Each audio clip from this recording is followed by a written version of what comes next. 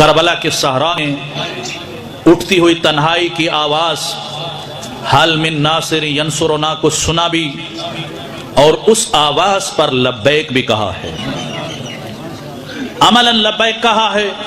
مومن کی بھی یہ وصف ہوتی ہے، یا ایھا الذین آمنوا استجیبوا للہ وللرسول اذا دعاکم لما یحییکم۔ اے مومن، اے صاحبان ایمان، جب تمہیں اللہ اور اللہ کا رسول اس شے کی طرف بلاتے ہیں جس میں تمہاری زندگی پوشیدہ ہے، تو پھر ان کی آواز پر لبیک کہا کرو۔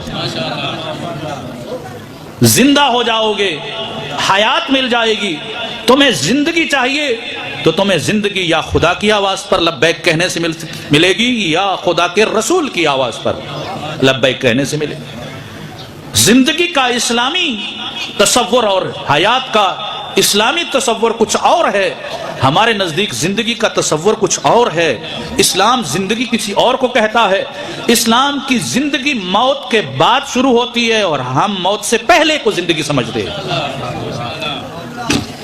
اسلام کہتا ہے، قرآن کہتا ہے، خلق الموت والحیات، اللہ نے پہلے موت کو خلق کیا، بعد میں زندگی کو خلق کیا ہے۔